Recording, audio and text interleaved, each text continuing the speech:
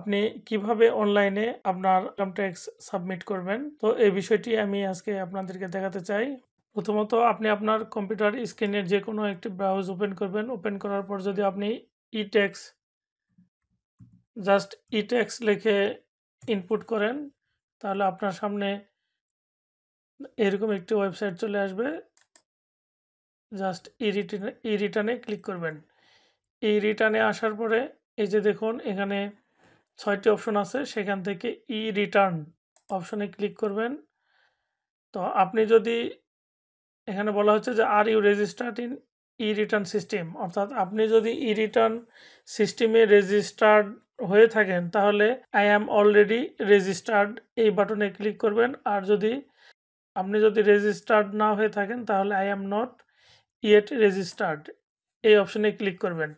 Click করার পর এখানে একটি মেসেজ দেখতে পাচ্ছেন যে রেজিস্ট্রেশন করার পূর্বে আপনার মোবাইল নম্বরটি বায়োমেট্রিক ভেরিফাইড কিনা চেক করুন। অর্থাৎ রেজিস্ট্রেশন করতে গিয়ে আপনার একটি ফোন নাম্বার লাগবে এবং সেই ফোন নাম্বারটি অবশ্যই বায়োমেট্রিক ভেরিফাইড হতে হবে।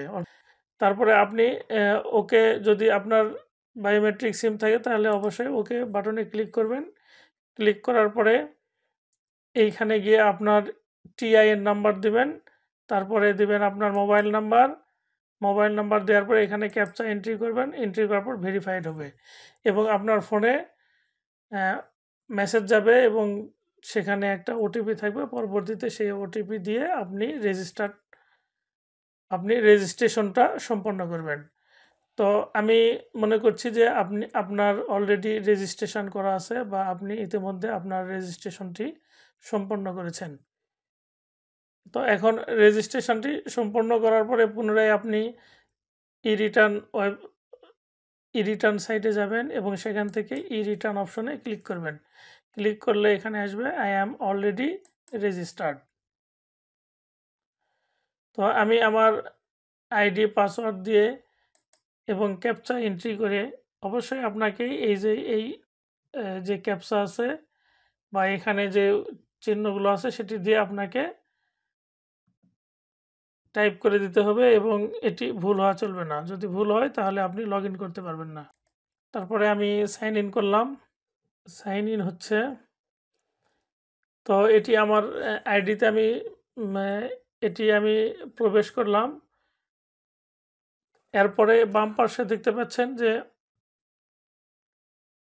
হোম, তারপরে সাবমিশন, রেগুলার ইটিন। তো আপনি সাবমিশন অপশনে আসবেন। সাবমিশন অপশনে আসার পরে রেগুলার ইটিন অপশনে ক্লিক করবেন। ক্লিক করার পরে সামনে এরকম ইন্টারফেস আসবে। এখান থেকে অবশ্যই সেলফ অপশনটি, অর্থাৎ স্বনির্ধারণী সেলফ অপশনটি সিলেক্ট করা থাকবে অটোমেটিক্যালি। 2024-25 অর্থ বছরের কোনো চেঞ্জ করার দরকার নেই। ফ্রম 1/7/23 থেকে 30/6/24 এগুলো যা আছে তাই থাকবে। Any taxable income in the above mentioned income year, এখানে ইয়েস থাকবে। Any income which is fully exempted from tax, এখানে নো। আর রেসিডেন্ট স্ট্যাটাস অবশ্যই রেসিডেন্ট। এগুলো ডিফল্ট আকারেই থাকবে, জাস্ট আপনি একটু চেক করে নেবেন। আর ডান পাশে থেকে ইনকাম ফ্রম এমপ্লয়মেন্ট এই অপশনটি অবশ্যই আপনাকে টিক চিহ্ন দিতে হবে। এছাড়া আপনার যদি আরও কোনো খাত থেকে বা income from rent, income from agriculture, income from business, capital gains বা income from financial asset, income from other source, আরও যদি অন্যান্য সোর্স থেকে আপনার ইনকাম থেকে থাকে তাহলে আপনি অবশ্যই সেগুলো ক্লিক করে দেবেন বা এগুলোতে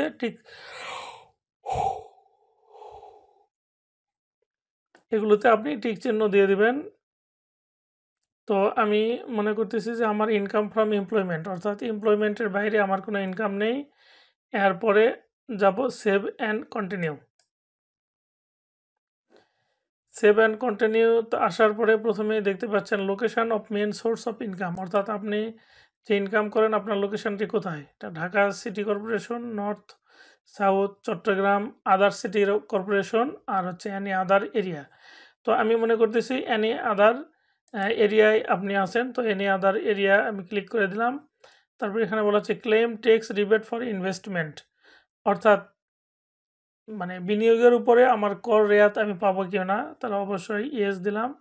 share holder director of a company, আপনি কি কোনো কোম্পানির শেয়ার হোল্ডার কিনা, তো অবশ্যই না, নোতে ক্লিক করা থাকবে। গ্রস ওয়েলথ ওভার 50 লাখ, মানে 50 লাখের উপরে আপনার ইনকাম কিনা, তো আমি এখানে নো দিচ্ছি।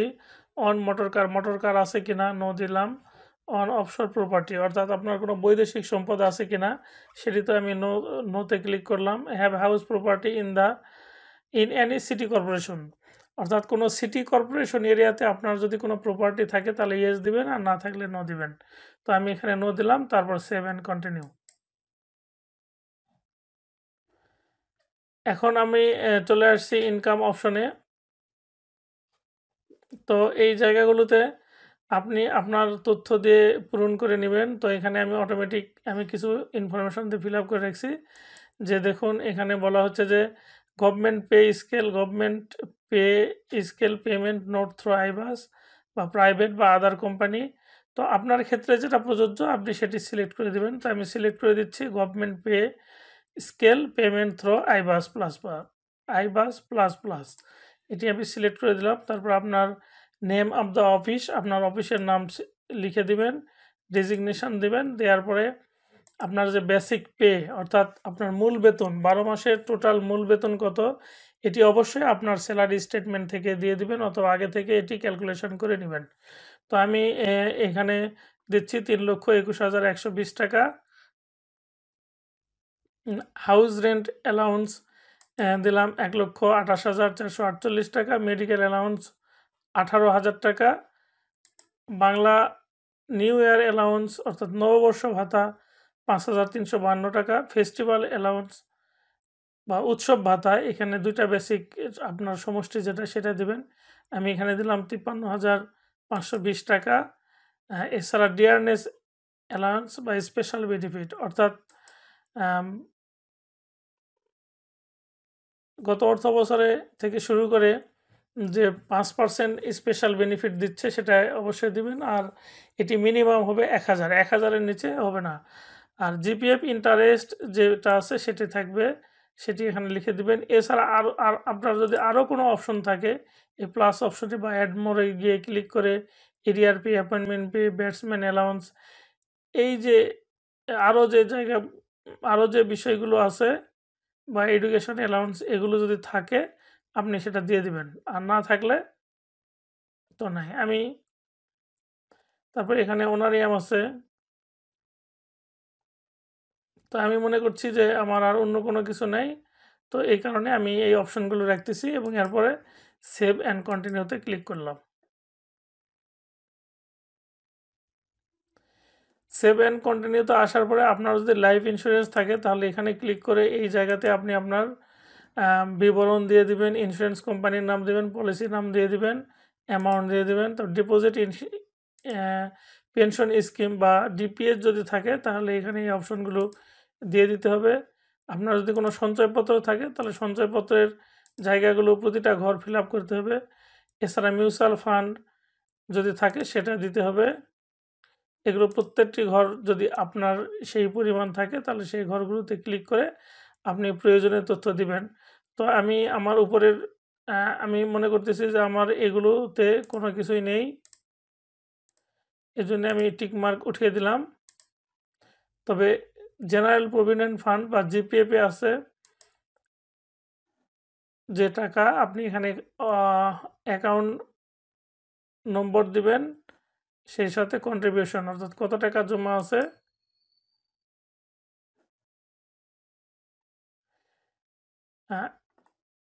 সেই সাথে আপনার আপনার গত অর্থ বছরে মোট কত টাকা জিপিএফ ফান্ডে আপনি জমা দিয়েছেন সেই অ্যামাউন্টটি এখানে দিয়ে দিবেন।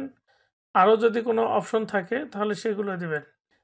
আসলে এই খাতটা দেখুন ইনভেস্টমেন্ট ক্যাটাগরি, অর্থাৎ আপনি এক বছরে কী পরিমাণ বিনিয়োগ করছেন সেই বিনিয়োগের জায়গা হচ্ছে এটা, সেগুলো আপনি ফিল আপ করে দিবেন। আপনার যদি কোনো জাকাত ফান্ডে টাকা আপনি দিয়ে থাকেন তাহলে সেটিও দিবেন, এটার উপরে কর রেয়াত পাওয়া যাবে। তো আদার কোনো অপশন যদি থাকে সেটিও দিবেন। তো আমি approve benefit fund and group insurance, অর্থাৎ আমরা গোষ্ঠী বিমাতে যে চাঁদা দিই এখানে সেই পরিমাণটি আপনি লিখে দিবেন। তো আমি এখানে ধরে নিলাম যে ১২০০ টাকা এবং ৪৮০ টাকা আমি জমা দিয়েছি। তো এই টোটাল যে বিনিয়োগে আসবে ৩৭,৬৮০ টাকা। অর্থাৎ এইটার উপরে একটা সফটওয়্যার অটোমেটিক্যালি ক্যালকুলেশন করে আপনাকে ট্যাক্স রিবেট বা কর রেয়াত দিবে, যেটা আপনার টোটাল প্রদেয় কর থেকে মাইনাস হয়ে যাবে। তো এরপর আমি সেভ অ্যান্ড কন্টিনিউ অপশনেতে ক্লিক করলাম। ক্লিক করার পর এখানে দেখুন এক্সপেন্ডিচার মানে আপনার যদি কোনো যে ধরনের ব্যয় থাকবে সেই ব্যয়ের জায়গাগুলো পূরণ করতে হবে। তো আমি দিচ্ছি এই expense for food, cloth and other এসেনশিয়ালে ১,০০,০০০ টাকা। অ্যাকোমোডেশন বা আবাসিকে দিয়েছি আমি ৬০,০০০ টাকা। অটো অ্যান্ড ট্রান্সপোর্টেশন এক্সপেন্স, অর্থাৎ আমার মোটরসাইকেল আছে এই কারণে আমি ২০,০০০ টাকা দিয়েছি। হাউস হোল্ড অ্যান্ড ইউটিলিটি এক্সপেন্সে দিয়েছি ২০,০০০ টাকা। এডুকেশন এক্সপেন্সে 36,000। ফেস্টিভ্যাল অ্যান্ড আদার স্পেশাল বেনিফিটে ২৮,৬৯২ টাকা। এনি আদার এক্সপেন্সে দিয়েছি ৩২,৩০৮। এই মিলে এছাড়া tax payment of tax at source, অর্থাৎ আপনি যে পরিমাণ সোর্স ট্যাক্স কর্তন করেছেন সেই টাকাটা এখানে দিয়ে দিতে হবে। অর্থাৎ আপনি যদি ইতিপূর্বে কোনো পেমেন্ট করে থাকেন তাহলে সোর্স ট্যাক্স হিসাবে সেই পরিমাণটা এখানে চলে আসবে। তো আমি ইতিমধ্যে ৩,০০০ টাকা সোর্স ট্যাক্স হিসাবে পেমেন্ট করেছি, বিধায় এখানে ৩,০০০ টাকা দিয়ে দিয়েছি। আর আরও যদি আপনি অতিরিক্ত কোনো ট্যাক্স পরিশোধ করেন তাহলে সেই পরিমাণটিও এখানে চলে আসবে। তো টোটাল আমার এখানে দেখাচ্ছে ৩,০০,০০০ টাকা। আমি এরপরে সেভ অ্যান্ড কন্টিনিউতে চলে যাচ্ছি। তারপরে আমি আসলাম অ্যাসেট অ্যান্ড লায়াবিলিটিস। এই অপশনটা অত্যন্ত গুরুত্বপূর্ণ, অর্থাৎ আপনার সম্পদ এবং দায়ের যে পরিমাণটি আছে সেটি এখানে ফিল আপ করে দিতে হবে। তো আমার বিজনেস ক্যাপিটালে নাই, নন এগ্রিকালচার প্রপার্টিতে নাই। এগ্রিকালচারাল প্রপার্টিতে আমি এখানে কিছু গবাদি পশু দেখাইছি যার মূল্য হচ্ছে ২,২১,৩০৮ টাকা। এটি আমি এখানে দেখিয়েছি। ফিনান্সিয়াল অ্যাসেটে প্রভিডেন্ট ফান্ড অর্থাৎ জিপিএফে যে পরিমাণ টাকা আছে সেটি এখানে দেখানো হয়েছে। আপনার যদি অন্য কোনো আরও সম্পদ থাকে, যেমন শেয়ার যদি থাকে বা সঞ্চয়পত্র, ফিক্সড ডিপোজিট, ডিপিএস, এগুলো যদি থাকে তাহলে আপনি এখানে দেখাবেন। এছাড়া আপনার যদি লোন খাতে কোনো লোন নেওয়া থাকে তাহলে সেটিও এখানে চলে আসবে। তো আমি মনে করতেছি অন্য কোনো খাতে নেই, এই কারণে আমি দেই নাই। এছাড়া আপনার যদি মোটর কার থাকে তাহলে মোটর কার ক্লিক করার পরে এখানে একটি ঘর ওপেন হবে, সেখানে আপনি মোটরযানের প্রয়োজনীয় তথ্য দিবেন। এরপরের অংশগুলো দেখুন furniture, equipments and electronic item, অর্থাৎ আসবাবপত্র এবং ইলেকট্রনিক সামগ্রী খাতে আমি এখানে দেখিয়েছি ৪,৫৫,০০০ টাকা। এছাড়া আদার অ্যাসেট যদি থাকে, আদার অ্যাসেট হিসাবে আমার একটি মোটরসাইকেল আছে, আমি সেটি দেখিয়েছি ১,৫০,০০০ টাকা। আর ক্যাশ ইন হ্যান্ডে দেখিয়েছি ১,৮১,০০০ টাকা। তো এইভাবে অ্যানুয়াল লিভিং কস্ট ৩,০০০ এখানে চলে আসছে। ইনকাম শোন ইন দ্য রিটার্নে আমার ৩,৭৪,৬৪০ টাকা, এটি ট্যাক্সেবল ইনকাম। আর হচ্ছে tax exempted income and allowance, অর্থাৎ ট্যাক্স ফ্রি ইনকাম হচ্ছে ২,৫,১৬০ টাকা। এই তথ্যটি অবশ্যই আপনার স্যালারি স্টেটমেন্ট থেকে এখানে চলে আসবে। আমার এখানে net wealth at the last date of previous income year, অর্থাৎ আপনি যদি ইতিপূর্বে ট্যাক্স প্রদান করে থাকেন তাহলে সেখানে মোট সম্পদের পরিমাণ কত ছিল সেই অ্যামাউন্টটা এখানে চলে আসবে। তো আমি আমারটা দিয়েছি। এরপরে আপনার পার্টিকুলারলি অন্যান্য মানে গ্রস ওয়েলথ অর্থাৎ মোট অ্যাসেট দেখাচ্ছে 18,49,000 সামথিং। তারপর total liabilities outside business 0, net wealth হচ্ছে 18,49,653। এইভাবে অটোমেটিক্যালি এটি ক্যালকুলেশন হয়ে আসছে। অনলাইনে আয়কর রিটার্ন দেওয়ার সবচেয়ে বড় সুবিধা হলো যে আপনাকে কোনো পরিমাণে কোনো হিসাব নিকাশ করতে হবে না। ঠিক যেই তথ্য বা যেই হেডে তথ্য চাইবে সেই জায়গাগুলো আপনি ফিল আপ করে দিবেন। তো সেই হিসাবে এখানে আমার এই অপশনগুলো চলে আসছে এবং অবশ্যই ডিফারেন্সের যে ঘর আছে এটি অবশ্যই 0 হতে হবে। যদি এই ডিফারেন্সটা 0 না হয় তাহলে আয় ব্যয়ের হিসাবটি মিলবে না এবং আপনার আয়কর রিটার্নটি সঠিকভাবে দাখিল হবে না। তো এই কারণে ডিফারেন্সটা অবশ্যই 0 করতে হবে। এরপরে আমি চলে যাচ্ছি সেভ অ্যান্ড কন্টিনিউ। আমি সেভ অ্যান্ড কন্টিনিউতে আসলাম। আসার পরে এখানে দেখুন যে আমার ইনকাম বা করযোগ্য আয় হচ্ছে ৩,৭৪,৬৪০ টাকা। এটি আমার টোটাল করযোগ্য আয়। তো আমার কর সীমা হচ্ছে ৩,৫০,০০০ টাকা, অর্থাৎ ৩,৭৪,০০০ টাকা থেকে ৩,৫০,০০০ টাকা বাদ দিয়ে অতিরিক্ত যে টাকাটি থাকবে তার উপরে 5% আমাকে ট্যাক্স প্রদান করতে হবে। তো দেখি সফটওয়্যার ক্যালকুলেশন করে কত দেখিয়েছে। তাহলে টোটাল ইনকাম 3,74,640 আর হচ্ছে ট্যাক্স এক্সাম্পট অর্থাৎ ট্যাক্স ফ্রি ইনকাম হচ্ছে 2,05,107 টাকা। এখানে অটোমেটিক সফটওয়্যার ক্যালকুলেশন করে দিয়েছে যে 1,232 টাকা আমার আসলে ট্যাক্স দিতে হবে, কিন্তু 1,232 টাকা আসলে আমি 1,232 টাকা দিতে পারবো না। আমাকে মিনিমাম গভর্নমেন্টের যেই অ্যামাউন্ট কমপক্ষে 3,000 টাকা আমাকে ট্যাক্স পে করতে হবে, যেটি আমি সোর্স ট্যাক্স হিসাবে ইতিমধ্যে কর্তন করেছি। আর এখানে কর রিবেট পাওয়া গিয়েছে 5,652 টাকা। তবে আমার এই কর রিবেট বা রেয়াত টোটাল মানে ট্যাক্সের উপরে কোনো প্রভাব পড়বে না। তো দেখাচ্ছে যে এখানে 3,000 টাকা আমাকে পে করতে হবে। তো আমি যেহেতু ইতিমধ্যে পে করেছি, তাহলে এই অপশনটা আপডেট করতে হবে। তো এই জায়গাটা অত্যন্ত গুরুত্বপূর্ণ একটা জায়গা, যেটা আমরা অনেকেই হয়তো একটু দ্বিধাদ্বন্দ্বের মধ্যে পড়ে যাই যে অন্যান্য অপশনগুলো অতি সহজেভাবে ফিল আপ করতে পারি, কিন্তু এখানে এসে একটু জটিলতা ধারণ করে যে এরপর আমরা কি করব সেই জায়গাটা হয়তো বুঝতে পারি না। তো এই কারণে আমি আপনাদেরকে দেখাচ্ছি, আপনারা খেয়াল করুন যে আর এগুলো লেখার পর অলরেডি সেভ দিবেন। আমি সেভ বাটনে ক্লিক করলাম, আবার নিচে আসবেন। এখানে বলছে have you paid any source tax, advance tax or any regular tax for 2024-25, অর্থাৎ আপনি কোনো সোর্স ট্যাক্স কর্তন করেছেন কি না। তাহলে আমি অবশ্যই কর্তন করেছি, এই কারণে ইয়েস দিব। তারপরে আরেকটি ঘর ওপেন হয়ে গেল, দেখুন যে do you need to update your tax payment status, অর্থাৎ আপনার ট্যাক্স পেমেন্ট স্ট্যাটাসটি আপডেট করতে হবে কিনা। হ্যাঁ, অবশ্যই আমাকে আপডেট করতে হবে, এই কারণে আমি ইয়েস দিলাম। যখন আমি ইয়েসে ক্লিক করব তখন এখানে দেখুন আরেকটি জায়গাতে আমাকে নিয়ে যাচ্ছে, যেটি হচ্ছে e return ledger. E return লেজারেই আমাকে মূলত ট্যাক্স আপডেট করে আসতে হবে। তো আমি এখানে বলা হচ্ছে যে ক্লেম সোর্স ট্যাক্স, আমি ক্লেম সোর্স ট্যাক্স যদি করি তাহলে দেখুন যে স্যালারি আইবাস, যেহেতু আমার স্যালারি আইবাস থেকে হয় বিধায় আমি স্যালারি আইবাসে ক্লিক করব। আর যাদের আইবাস থেকে হয় না তারা শুধু স্যালারিতে ক্লিক করবেন।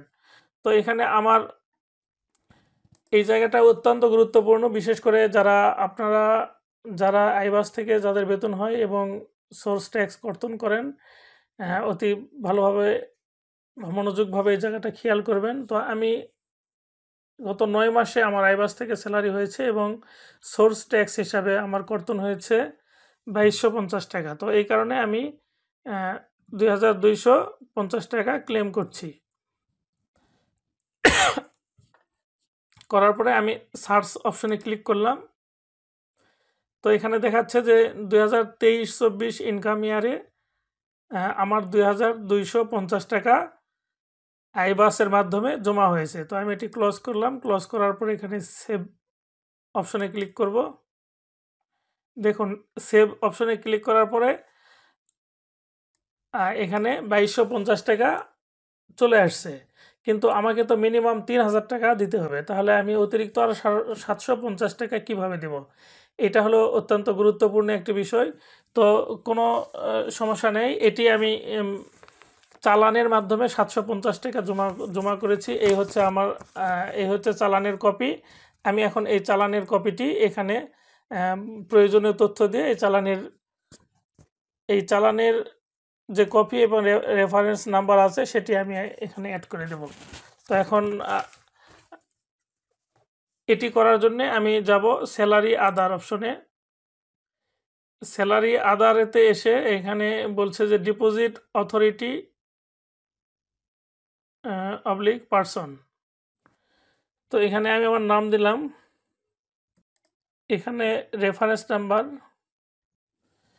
জুন মাসের 27 তারিখে জুন মাসের 27 তারিখে এটি জমা দেওয়া হয়েছে। তো আমি ডেট সিলেক্ট করে দিলাম। এরপরে ইন্টার চালান নাম্বার, তো আমার একটি চালানের নাম্বার আছে, আমি এখন সেটি দিচ্ছি। এটি ডেটও হচ্ছে ডেট 27 জুন 2024। চালান বা সার্টিফিকেট অ্যামাউন্ট আর ক্লেইমড অ্যামাউন্ট, এখানে দুটো অপশন আছে। দেখা যাচ্ছে যে যদি একই চালানে অনেকজনের টাকা জমা দেওয়া হয় তাহলে মোট যে টাকার পরিমাণ সেটি লিখে দিবেন, আর এই ক্লেম অ্যামাউন্টে আপনার যে অংশটুকু সেটা আপনি দিবেন। তো আমি আমার চালানটি এককভাবে দেওয়া এবং আমার চালানের মোট টাকার পরিমাণ হচ্ছে 750 এবং আমি ক্লেমও করছি 750 টাকা।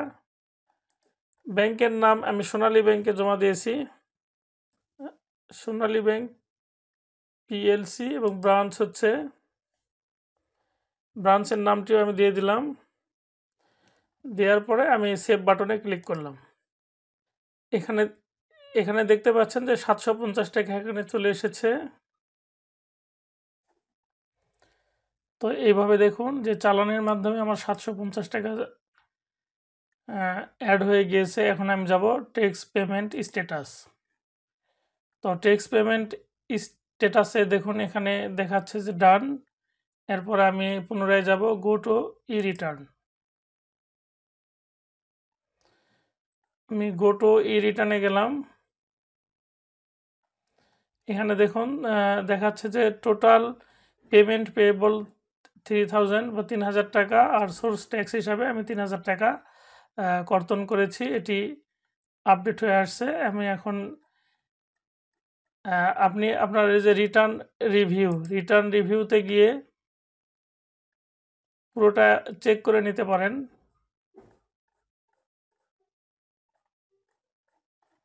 এখানে বাংলা ইংরেজি দুই অপশনই আছে, চাইলে আপনি বাংলা বা ইংরেজি করে নিতে পারেন।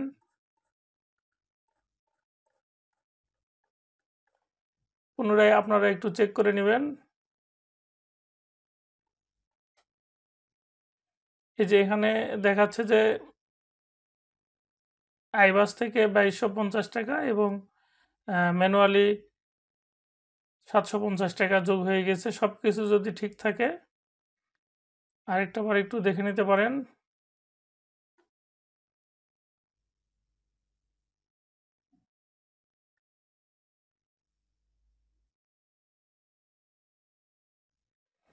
এখানে বলা হচ্ছে সিস্টেম জেনারেটেড ডকুমেন্ট, এখানে স্বাক্ষরের কোনো প্রয়োজন হবে না।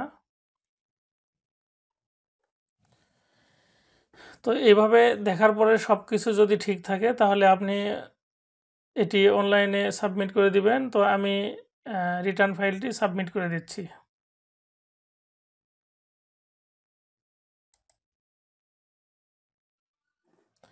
এখানে একটি ওয়ার্নিং দিচ্ছে যে do you want to submit return. তো আমি দিলাম ইয়েস। এখানে ইয়েস বাটনে ক্লিক করলে সাবমিট হয়ে যাবে। এখানে দেখুন আমাকে বলছে congratulations, your return submission was successful, we appreciate your time and effort submitting return online, এবং রেফারেন্স নাম্বার আমাকে দিয়ে দিচ্ছে। এবং আমি এখান থেকে অ্যাকনলেজমেন্ট স্লিপটি ডাউনলোড করে নিতে পারবো। আমি অ্যাকনলেজমেন্ট স্লিপটি ডাউনলোড করলাম। তো এইভাবে আপনি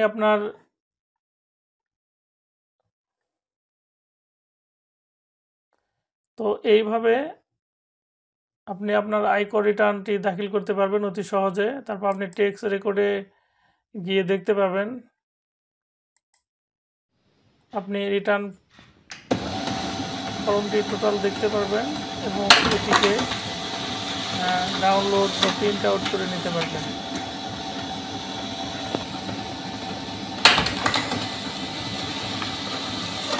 আপনি এটিকে প্রিন্ট আউট করে নিজের কাছে রেখে দেবেন। তো ধন্যবাদ সকলকে ভিডিওটি দেখার জন্যে। যদি ভিডিওটি আপনার মিনিমাম উপকারে আসে তাহলে আমার শ্রম সার্থক হবে বলে আমি মনে করি। আর ভিডিওটি যদি আপনি ইউটিউব চ্যানেলে দেখেন তাহলে অবশ্যই চ্যানেলটিকে সাবস্ক্রাইব করবেন, আর যদি ফেসবুক পেজে দেখেন তাহলে অবশ্যই পেজটিকে ফলো করবেন। তো ধন্যবাদ সকলকে। আল্লাহ হাফেজ। আসসালামু আলাইকুম ওয়া রাহমাতুল্লাহ।